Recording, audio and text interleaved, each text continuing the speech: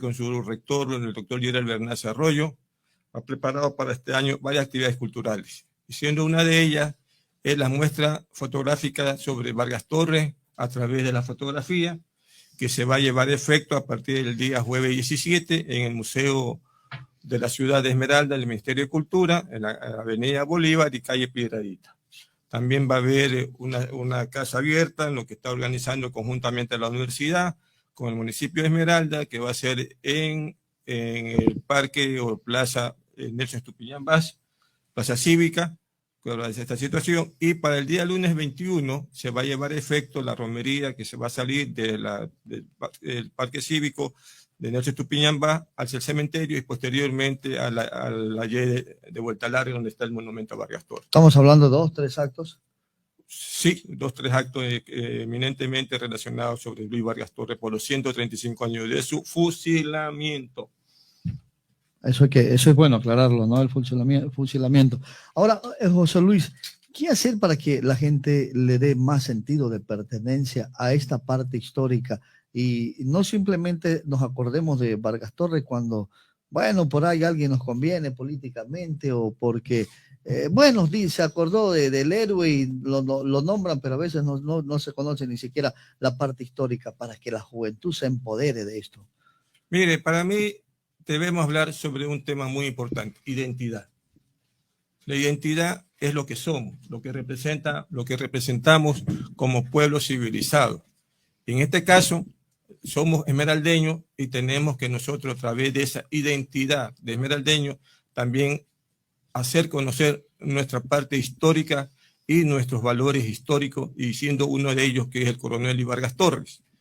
Para que la ciudadanía conozca, es bueno que tenemos que tener unos centros culturales, museos, con la finalidad de promocionar y difundir nuestra historia. No se olvide que Esmeralda tiene unas lindas historias, y en particular lo de Vargas Torres es una historia muy significativa que deben conocer. El verdadero esmeraldeño tiene que conocer la historia de Vargas Torres para que se sentirse orgulloso de ser esmeraldeño. Entonces, de esa manera, si nosotros tenemos centros culturales, museos como tales, vamos a difundir el pensamiento filosófico de Luis Vargas Torres, y para que los esmeraldeños conozcamos de más de cerca sobre quién fue la figura de Vargas Torres. La universidad como tal, ¿cuánto ha hecho, cuánto ha podido hacer, o crees que ha podido o se ha quedado corto en cuanto a esto de la difusión y de que la gente pueda conocer? Bueno, la universidad está llevando a cabo permanentemente una parte de esta promoción y difusión del pensamiento filosófico de Vargas Torres. Por ese motivo, cada año de conmemoración, de recordación sobre el fusilamiento de Vargas Torres, lleva a efecto actividades culturales con la finalidad de promocionar y difundir el patrimonio cultural. En este caso, la figura de Vargas Torres, que fue declarado héroe nacional a nivel por el Estado ecuatoriano, con la finalidad de que este hombre tenga el valor histórico que le corresponde como héroe nacional. Ya, incluso alguna vez se habló de cátedra, creo que la estaban dando, pero creo que ahora está trabajando a nivel de los estudiantes que recién ingresan. Creo que ahí están trabajando. Sí, por la misma razón, yo digo, mensual. Entonces hay la cátedra Vargas Torres que la está llevando a cabo todos los estudiantes que se inician en las carreras correspondientes, con la finalidad que conozcan el pensamiento filosófico de Vargas Torres a través de la cátedra Vargas Torres como tal. Ya, ahora, hablemos un poco de estos documentos históricos que usted los tiene aquí. Y vemos algunos que ya incluso ha cambiado ya el color del papel. ¿Cuánto tiempo ya tienen en sus manos estos documentos? Yo quisiera comenzar para difundir el pensamiento de Vargas Torres, de cómo se inició este proceso. Se inicia con una familia, ¿sí? La familia del ciudadano Luis Vargas, que fue colombiano de Tumaco, y la esmeraldeña doña Delfina Torres de la Carrera, una esmeraldeña nacida en Esmeralda, y en esa unión de ese matrimonio nacen los Vargas Torres. Y de ese matrimonio hay los hijos: Froilán, que murió de muchacho joven, Rómulo, que también murió, Zulema, que también murió, y el único que quedó vivo fue Luis Vargas Torres. Ahí viene la figura de Vargas Torres como un niño, como un joven que se identificó a través de ¿qué? De la educación, que fue educado muy bien, porque era una de las familias muy económicamente hablando en la época, y ahora sí se inició su educación en Quito, en el Seminario Menor de Quito, y también va formando su estructura como tal. No se olvide que Vargas Torres, el papá murió cuando era muy muchacho y fue formando su personalidad como tal. Ahí viene, ahora sí, cuándo nació Vargas Torres. Sería importante que conozcamos la fecha. No hay una fecha exacta del nacimiento de Vargas Torres, porque a través de un gran incendio que hubo en Esmeralda por el año 1865, la casa parroquial se quemó y los documentos de la iglesia, y una de esas es el acta de nacimiento de Vargas Torres, tampoco desapareció por el incendio, pero hacen los historiadores como Jorge Pérez Concha que Vargas Torres nació en 1855. A la fecha de la muerte tenía 32 años de haber, que murió Vargas Torres cuando murió el 20 de marzo de 1887. Bueno, vamos a ver ahora sí, muy importante conocer sobre la historia de Vargas Torres. La iniciación como masón. No se olvide que Vargas Torres fue un masón de grado 33. Y aquí tenemos la iniciación de Vargas Torres, de una parte filosófica de Vargas Torres. Y si me permite decir sobre una de las preguntas que le hacen a Vargas Torres, ¿cuáles son sus deberes para con Dios? No tengo claro el concepto de Dios. Soy un hombre agónico en el sentido filosófico, pero pienso que en el mejor deber para con él es combatir el fanatismo religioso que le ha mancillado y desvirtuado. Imagínense el pensamiento filosófico de Vargas Torres para la época, que era un avanzado como tal. Ese es un documento histórico. ¿De qué tiempo será esto? Bueno, la iniciación de Vargas Torres en la masonería, estamos hablando un promedio de 1886-87, cuando se inicia en la ciudad de Lima, cuando se fue a Lima, y ahí se hace en la masonería, en la masonería de Lima, Perú, la segunda a nivel internacional. Ya. Por acá hay otros documentos. Vamos con los más antiguos, por decir. ¿Este qué significado tiene? Ya, este es el grado que le dio en campaña, que le dio el general Alfaro. Dice: Eloy Alfaro, encargado del mando supremo, atendiendo el patriotismo del señor coronel apreciado don Luis Vargas Torres y al servicio de los prestados causa, lo nombra como coronel efectivo de infantería. Este decreto como tal fue ratificado por la constituyente de 1883 por José María Plácido Camaño, presidente de la República. Dice: atendiendo el mérito y servicio del señor coronel efectivo de infantería del ejército Luis Vargas Torres, he venido en confirmar del despacho como tal, que significa que la constituyente de 1883 le ratifica el grado efectivo al coronel Vargas Torres. Por eso que el presidente Camaño, el que lo mandó a fusilar a Vargas Torres, tenía la obligación de ratificar todos los actos de la época de la constituyente en 1883. No podemos olvidar que en 1883 hay la toma de Guayaquil. ¿Qué significa? Que el presidente Ventimilla, el dictador Ventimilla de la época, él huyó cuando las fuerzas progresistas, tanto del liberalismo como de los conservadores, se toman Guayaquil y corre el dictador Ventimilla, huye a Lima, Perú. Sí, entonces por este motivo tenemos estos despachos militares en la cual, por este motivo, Vargas Torres tiene ganado su gloria y su grado efectivo como coronel efectivo de ejército del gobierno del Ecuador. ¿Por qué le pregunto esto, no? Porque alguien mañana pasado puede levantarse por ahí y dice: no, todo lo que se está diciendo de Vargas Torres no es, pero aquí los documentos lo demuestran y lo dicen. No son documentos de ahora, ¿no? Son documentos que tienen mucho tiempo y que los ha mantenido usted muy guardados. Sí, mire, el asunto es que muchas veces personas que no conocen la historia de Vargas Torres cometen el error de querer minimizar a Vargas Torres. Pero yo pregunto, ¿cuál ahorita, en los actuales momentos, sin menospreciar a nadie, la figura de Vargas Torres es muy grande? No se olviden que Vargas Torres fue aquella persona que entregó su fortuna. Pregunto, ¿qué político actual han entregado su fortuna por la patria? ¿O qué políticos actual que han entrado sin un centavo se han enriquecido a través de la política? ¿Qué político actual ha entregado su vida. No se olviden que antes del fusilamiento, los familiares de Vargas Torres hicieron todo lo posible con la finalidad de poderlo sacarlo de la cárcel y que se vaya rumbo a Brasil, huyendo como tal. Pero ¿qué sucede? Antes del fusilamiento, ya Vargas Torres estando afuera de la cárcel y le dice, y mis compañeros y mis camaradas, no podemos, uno puede escapar, pero no todo. ¿Y qué hace él? Se regresa a la cárcel.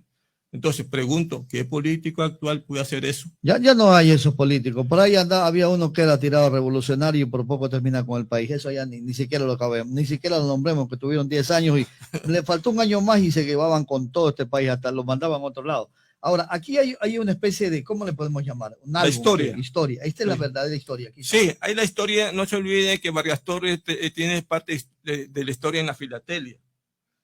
Para 1901, el gobierno nacional, a través de Correo del Ecuador, publica los primeros sellos postales en honor a Vargas Torres. En 1901, como usted se puede dar cuenta y como puede ver este facsímil aquí, que es el sello de honor a Vargas Torres con los hombres de esa época que eran los más representativos de nuestro país, está Vargas Torres. Pero después venimos el álbum histórico por el centenario del fusilamiento de Vargas Torres, que es ¿sí? ¿Dónde está el coronel y Vargas Torres y las montoneras como tal? Aquí podemos ver un fragmento del facsímil de la carta del Vargas Torres a su querida madre, donde él hace conocer a su madre que va a ser fusilado. Dice, aquello insensato que me mata por satisfacer una ruin venganza no creen contener esta revolución. Esta es la carta que le manda Luis Vargas Torres a su madre antes de morir. Estamos hablando el 19 de marzo de 1887. Y que aquí usted puede darse cuenta que esta facsímil como tal, esta es el facsímil de la Carta de Guayaquil, que fue el 19 de marzo de 1887. Aquí está. 19 de marzo de 1887, que le manda, se despide él de su madre a doña Delfina Torres. Esa es la carta, ¿no? La carta, la famosa carta histórica de Vargas. ¿Cómo llegó a sus manos? No sabemos, pero aquí está la carta. Sí, tiene 100 años, hace 100 años. Claro, exactamente, pero no cualquiera tiene estos documentos, ¿no? Yo por eso, por lo menos trato de, en estos momentos, revisarlos y tenerlos y decir, yo en mis manos tuve estos documentos históricos. José Luis, ¿qué más contiene esta parte de la historia? Y que todo esto reposa en sus manos. Sí, esto es propiedad privada. Entonces, aquí están las estampillas de la época de los 100 años y también tenemos la emisión de la trilogía libertaria, cuando se cumplieron los 125 años del fusilamiento de Vargas Torres, los 100 años de la muerte del general Eloy Alfaro revolcado, asesinado en Quito, y también sobre la revolución de Concha. Aquí están los 3 personajes que se llaman la trilogía libertaria como tal, y que es parte de la historia del país en la filatelia, que significa que los actos conmemorativos a Vargas Torres también se llevaron a cabo dentro de la Universidad Técnica de Vargas Torres, que esto que se llevó en la Universidad Técnica Luis Vargas Torres, como usted se puede dar cuenta aquí, que fue... Están las autoridades. Las autoridades nacionales, el director nacional de Correo, el señor rector de ese entonces, Luis Felipe Pacheco, está don Ricardo Gutiérrez y todas las personalidades que estuvieron invitadas en el acto como tal. Pero sería muy bueno también conocer algo muy importante, que es la urna. Donde están ahorita, usted va al cementerio y usted encuentra una linda urna. Esa urna fue hecha en 1953 por el Comité del Traslado de los Restos Mortales del coronel Vargas Torres. Ahí reposan las cenizas. Ahí se reposan las cenizas.